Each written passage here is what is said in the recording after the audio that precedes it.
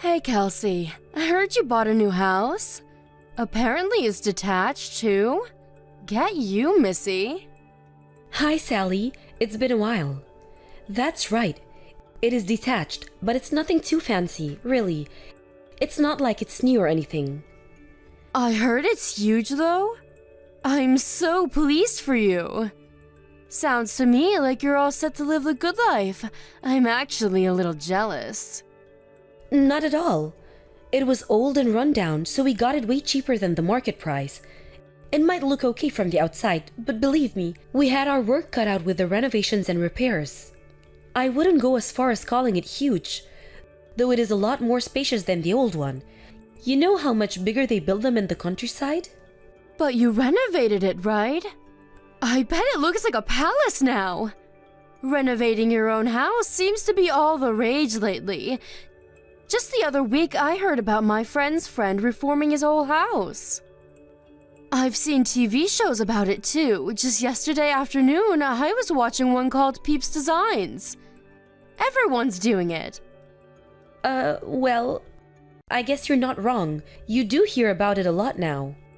Anyway, enough beating around the bush. Are you gonna tell me or what? When's the big day? When are you moving in? When? Next month. That's really soon. I wish you'd have told me earlier. I am your mother-in-law, you know. I did plan on telling you sooner. I've just been busy with all sorts of things, that's all. Sorry I kept you out of the loop all this time. That lazy son of mine almost never gets in touch with me, you know. I get the feeling that if I didn't text and call him, we'd never speak. I sometimes wonder if he still holds what happened between us in the past against me. Do you by any chance mean that time you and his dad stole the money from his scholarship when he was in college? Oh, you know about that? Come on, dear. Stole is a bit drastic. Yeah, I know. I don't think it's drastic at all. I heard all about how you gambled away his entire scholarship fund on the slots at the casino. Oopsies. Weren't we just the naughtiest? Not just the casino either. My husband used his fair share on horse racing. He had to work 2 jobs while studying for a master's in biochemistry because of what you guys did. He told me it was the hardest period of his life. He literally had no free time and was getting by on cup noodles, 3 hours of sleep a night, and ungodly amounts of coffee. As if that wasn't bad enough on its own, he said your dad took most of his wages too. It was hardly our fault. We were going through a really difficult patch back then. Without Anthony's help, we would have never been able to keep up with the absurd repayments on our debts. Can you believe it's even legal for them to make us pay that much? I know it can't have been very easy for my son, but, well, whatever. It's ancient history now. What is family for if not helping each other out in a pinch? Oh, I don't know. Maybe not getting them into pinches in the first place? Besides, Anthony ended up being the one responsible for the repayments on the scholarship money you stole. Not only that, but he had to bear all the burden by himself, and was threatened with expulsion from college if he didn't keep with them up. Is all of this true? Yup, sure is. What of it? Are you surprised? It was his scholarship. Obviously, he was going to be the one who paid it back. And of course, there would be consequences if he didn't. Besides, it's not like we spent all of it. He had plenty left to use as he saw fit. It's an undeniable fact that some of it got spent on college stuff and living costs, you know. Books, stationery, food, and of the like. Of course he should pay it back. He signed the documents, so he has a duty. I just can't shake the feeling that his share of the burden was disproportionate with how much he actually got to spend on the stuff the scholarship was intended for in the first place. What exactly is the problem here? It all worked out in the end. He's working for a major global company now, right? Not only that, but you're rich enough to be able to afford a huge detachable house in the countryside, so things can't be all that bad. A few measly repayments on his scholarship are hardly gonna break the bank. This is hardly as dramatic as you're making it out to be. Most importantly, he agreed to do it. It's not like we did anything behind his back. I see. Anyway, forget that. This is old news, and we have much more important matters to discuss. Which reminds me, there was something I wanted to talk to you about. Something important? Yes, very, very important. Me and my husband have decided to move in with you both in your new house. Which means we'll be seeing you next month, Kelsey, my dear. Excuse me? Is my phone broken? Am I reading this right? You're moving in with us? You certainly are.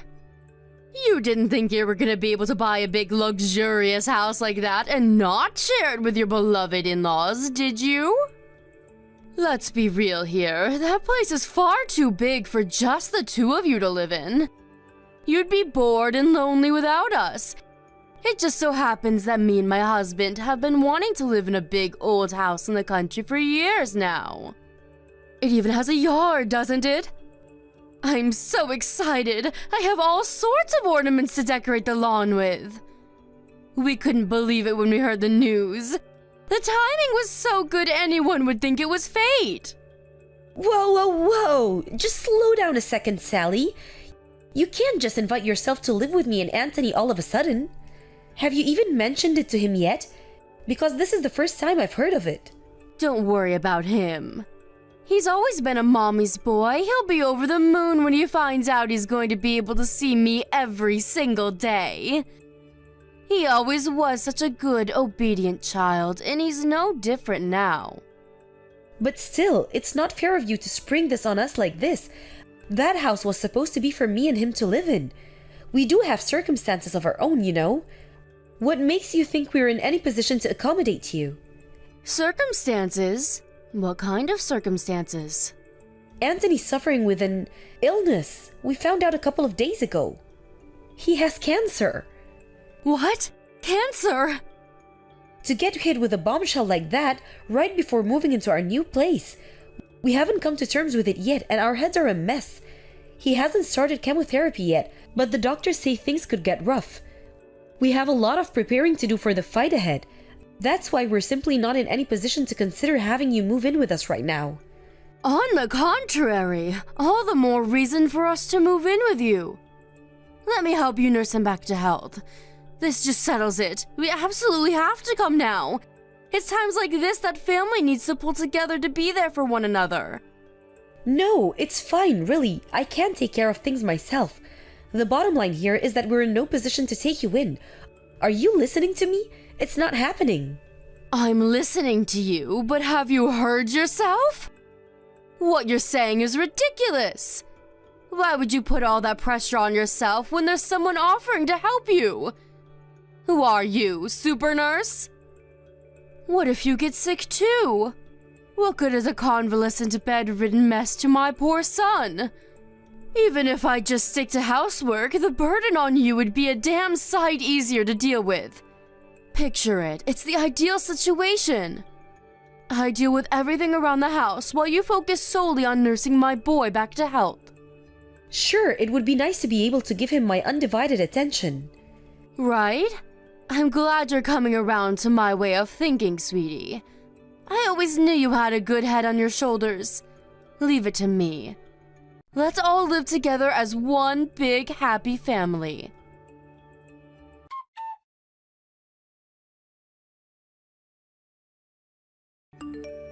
Sally, what on earth is going on here? The house looks like a bomb site. I go out for one day and I come back to find the place looking like a hoarder's den? Welcome home, sweetie. If you're back, why don't you be a dear and get to work on the housework right away? The kitchen's dirty. How about you do something yourself for a change? Not only that, but you need to stop forcing Anthony to drive you places. He's going through the worst phase of the side effects right now. He's barely fit to walk around on his own, let alone drive the damn car. But it was raining. What else was I supposed to do? You're a clever girl. I'm sure you understand I had no choice. It's impossible to get anywhere living in the middle of nowhere without the car. Why did you have to buy a house this far from civilization in the first place? What does the location of our house have to do with you forcing your seriously ill son to chauffeur you around like you're a freaking aristocrat? Those are two completely different issues. You have to stop this. I do wish you'd shut up already. You're like a broken record. If the thought of your husband driving the car is so unconscionable to you, why don't you take me out yourself? It's easy to talk, but are you willing to put your money where your mouth is?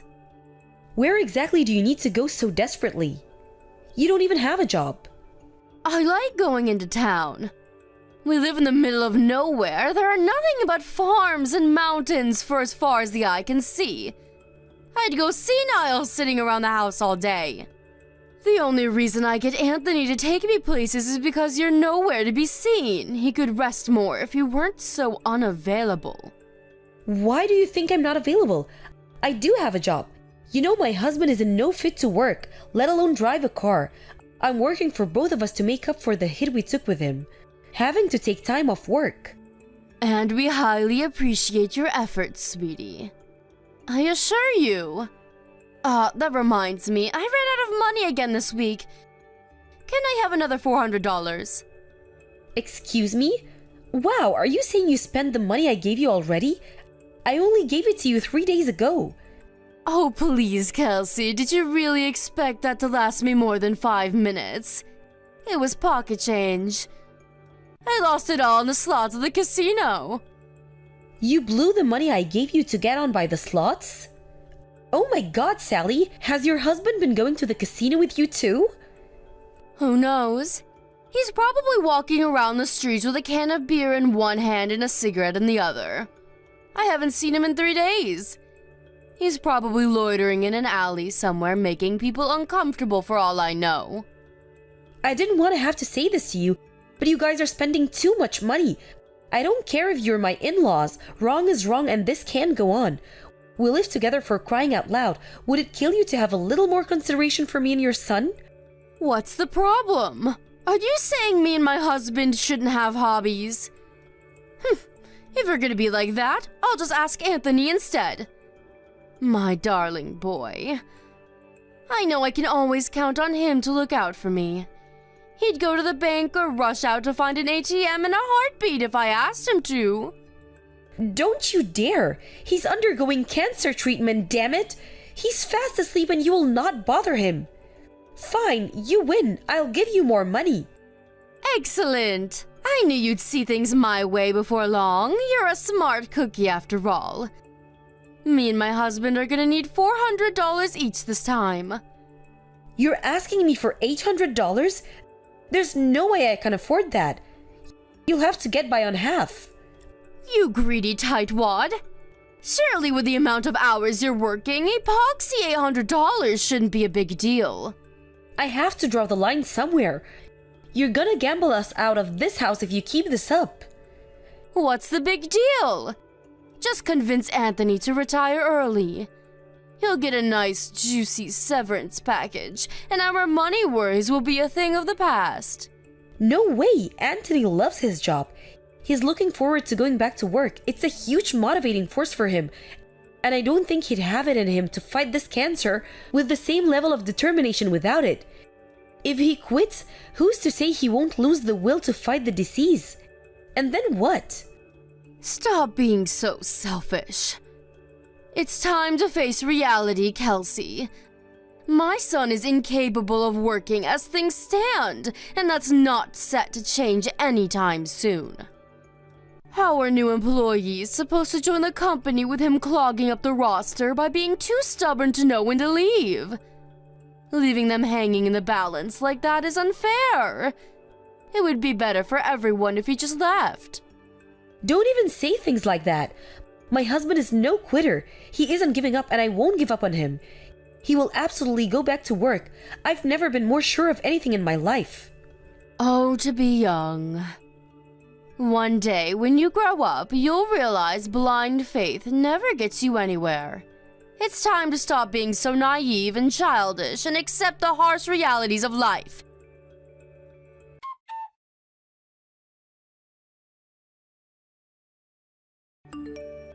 Kelsey, I'm going for a few drinkies with the girls before I come home this evening. I won't be needing any supper. I see. In that case, I won't be able to come and pick you up.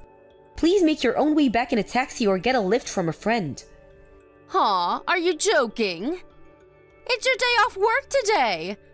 Are you telling me you'd rather laze around on your butt eating potato chips than give your elderly mother a lift home? I'm busy. Anthony's funeral might be out of the way now, but I still have tons of stuff to take care of. Ah, yes, the funeral. I was blown away by how big the turnout was. I had no idea he was loved and respected by so many people. He was always so shy and introverted. It's hard to imagine him having that many friends. Everyone loved Anthony because of how kind he was. He was a good man who would do anything for anyone. Yes, my Anthony was 1 in a million. It's just a shame he left us so young. Right. Anyway, the funeral's over now. So we really should get around to dealing with his belongings. Most of them are going to have to go in the trash, of course. Why? What's the rush? Can't we at least wait until it doesn't all feel so raw? He's barely been in the ground 5 minutes and you're talking about tossing his things in the trash? Why wait? It's going to happen eventually, so we may as well do it now. We need to clear out the room he spent his final weeks laid up in bed in. I want to turn it into my own personal hobby parlor. We're not clearing out his things. Why not? It's not like we're gonna use them anymore. Besides, this is not your decision to make. I make the rules from now on. Me and you are strangers now, and strangers aren't welcome in my home. Wow, what's that supposed to mean? It's exactly what it sounds like. Without my son here, you're nothing more than a stranger, no different to someone I'd pass by on the street. Are you trying to kick me out of the house? Bingo! I knew you'd get it eventually. Well done, sweetie. Think about it. Me and you aren't related by blood. I tolerated you when my son was around for his sake. But there's no reason for us to carry on living together now. This house rightfully belongs to me and my husband as a memento of my son. You're trespassing, so get out. Wow, so that's what you really think of me, huh? I see. You know what? You're right. Strangers don't have any right to live in other people's house. I'll make the necessary moving preparations immediately. You always did have a knack for understanding things quickly. Thank you, honey. I'm so pleased you didn't make this any harder than it needs to be. Make it quick. Understood. I agree. The quicker we get this over with, the better. Okay, that settles in. I want you and your husband out of this house by tomorrow. Excuse me? Me and my husband leave? What are you talking about? You know, dear, anyone would think you're trying to get rid of us. The only one leaving this house is you. That's where you're wrong. You and your husband are the ones who'll be leaving. I've never heard anything more preposterous in my life. Are you trying to make me die of laughter? My son bought this house. It's only natural that it goes to his parents. Are you just trying to get a rise out of me? Or do you actually believe that? I was Anthony's wife, which means I'm first in line to inherit his assets. I'm the owner of this house. I want you to know that I had no intention of doing this before you tried booting me out. But you forced my hand. I want you and your husband gone by tomorrow evening, and that's final. How could you? My son would be turning in his grave if he could hear you right now. He'd never allow this. He's the one who let us live here in the first place. Well, Anthony's gone, which means I no longer have to tolerate your selfish shenanigans or walk on eggshells around you for fear of causing a big row. From now on, when it comes to anything to do with this house, my word is law, and you will do what I say. Why, you impertinent little upstart. You think you have the right to tell me what to do? I'm your mother-in-law. Show some respect. If you get cocky with me, it'll be the last thing you do. I promise you that, little girl. You might not have realized this before because of how much I was holding back for Anthony's sake, but me and him are completely different. I have no intention of blindly obeying the irrational commands of a selfish, domineering, control freak with delusions of grandeur. You have no authority over me, Sally. But you did everything I told you up until now. Why are you giving me all this attitude all of a sudden? Like I said, the only reason I was so obedient all this time was for my husband's sake. He was in a bad enough way as it was with the cancer and the chemotherapy. The last thing he needed was me and you at each other's throats all the time. He was bedridden for crying out loud. Think about that. How would you feel if you were gravely ill and surrounded by an atmosphere of conflict and hatred 24/7? I wasn't obeying you. I was merely tolerating you. Does that mean it's okay to disrespect his wishes now just because he's gone? I'm not disrespecting anything. The last thing Anthony would want is for me to be unhappy. And that's one thing that's guaranteed as long as you're around. Get out of this house as soon as possible. I'm prepared to take legal measures if you refuse. Legal measures? Don't be so dramatic, dear. If there's any doubt in your mind as to whom the rightful owner of this house is, then I'm willing to take the necessary steps to prove it to you once and for all. If there's a brain somewhere in that head of yours, you'll realize you don't have a leg to stand on and disappear from my life forever. Come on, Kelsey. This is going too far and you know it.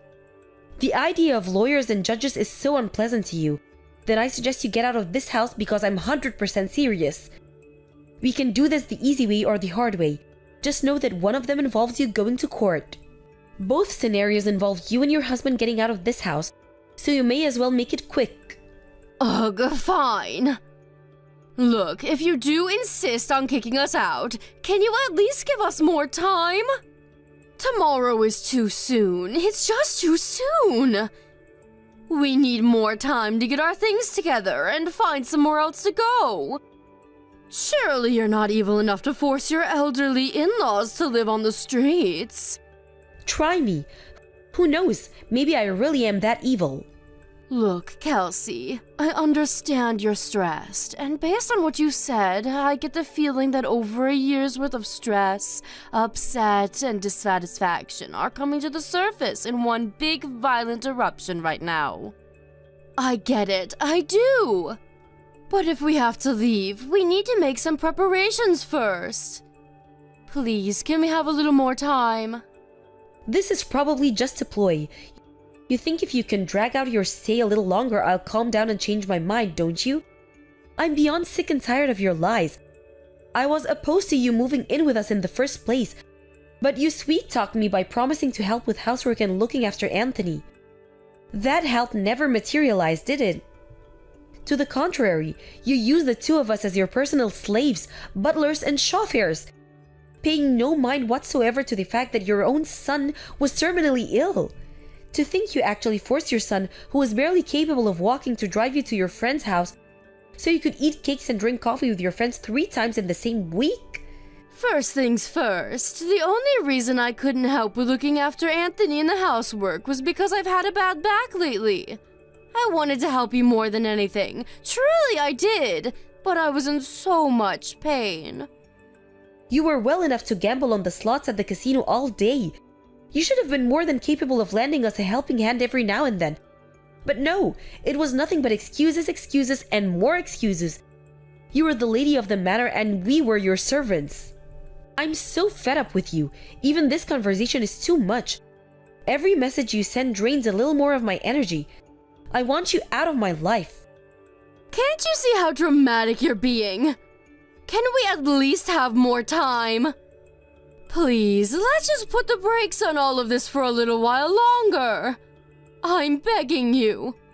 There will be no deferments. I've been deferring the whole time we'll live together. I'm done putting up with your crap.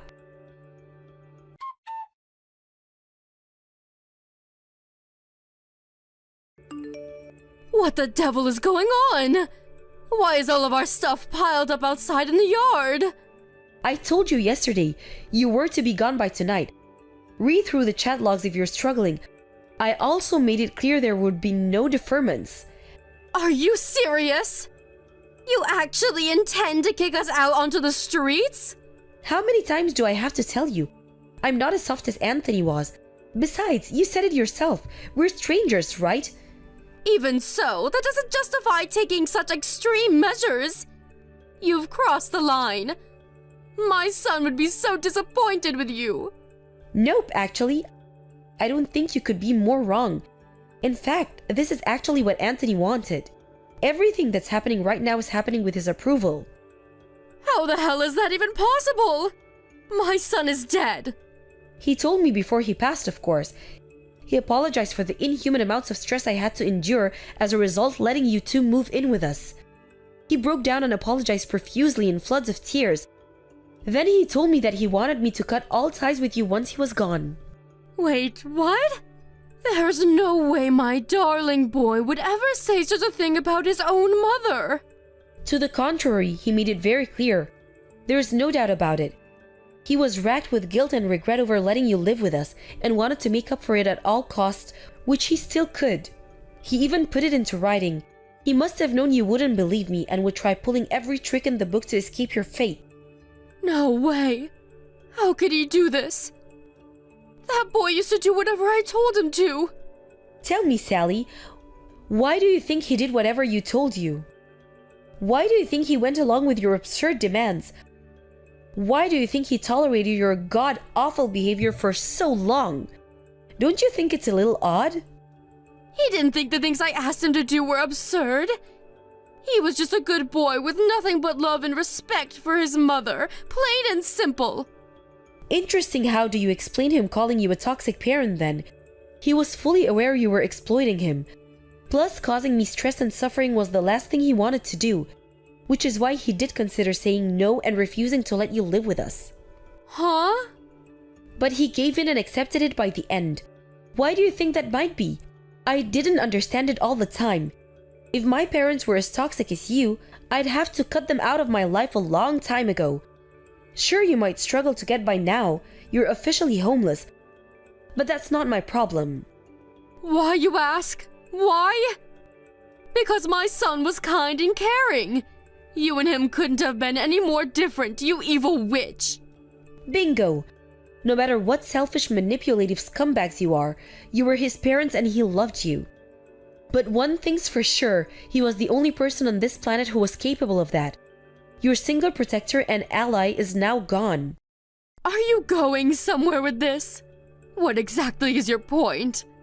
You're pretty dense, huh? My point is, there's not a single person left in the world who loves you and your waste of space husband.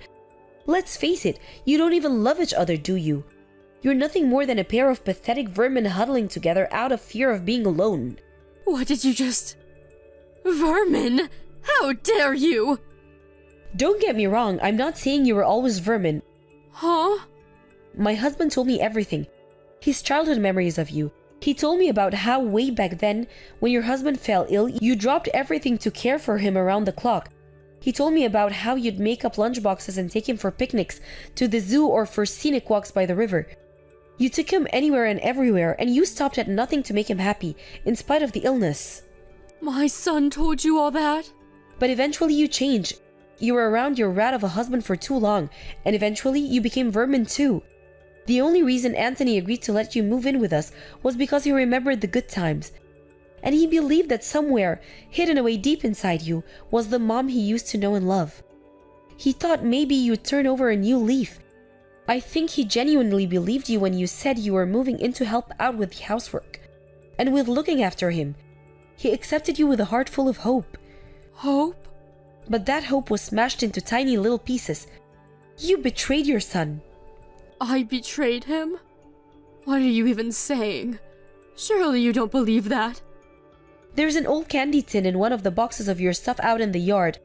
Why didn't you take a look inside? This dirty little tin? What is it? It belonged to Anthony, but I have no need for it, so it's all yours. I said, what is it? Inside that tin is an origami gold medal. Remember it? Remember that time he caught an awful cold and had to drop out of the school track in field event? He'd been training so hard and couldn't wait to compete. He was so down in the dumps about the whole thing. So you made him that origami gold medal to make him feel better. Huh? This is that thing I made 30 years ago? He kept this the whole time? That medal meant the world to him because it reminded him of his precious childhood memories with you. He loved you. No matter how much you exploited and manipulated him, no matter how many good times you betrayed him. Oh my god. I had no idea he felt that way. It's too late to regret what you did now. Anthony's gone, and he's never coming back. What else did he tell you? He told you all about his childhood memories, right? There must have been more. Tell me. Oh, you're suddenly interested in your son now? I'm afraid I'm gonna have to say no. This has nothing to do with me. Please, I'll apologize for everything if you tell me. I'm begging you.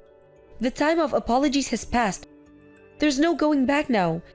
Anthony's gone.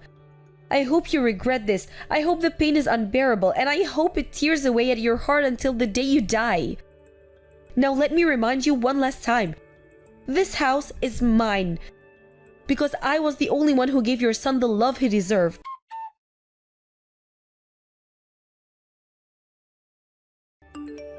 Not long after that, my father-in-law started causing a commotion outside the house, demanding I stop this nonsense at once and let them back in, but his wife soon shut him up. I can only think that what I said to her actually penetrated that big frosty wall around her heart.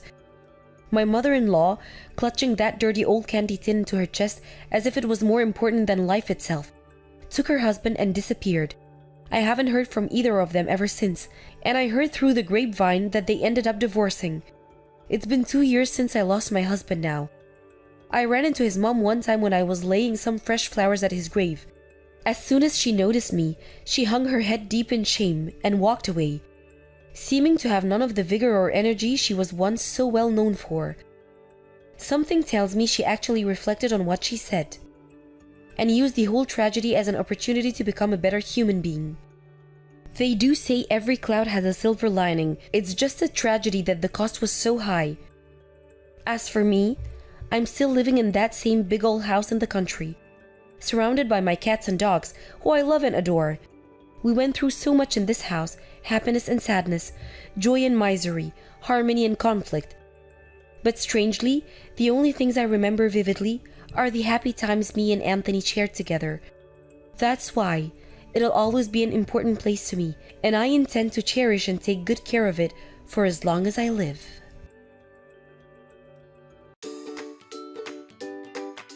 Thank you for watching. Don't forget to hit the like button and subscribe to the channel.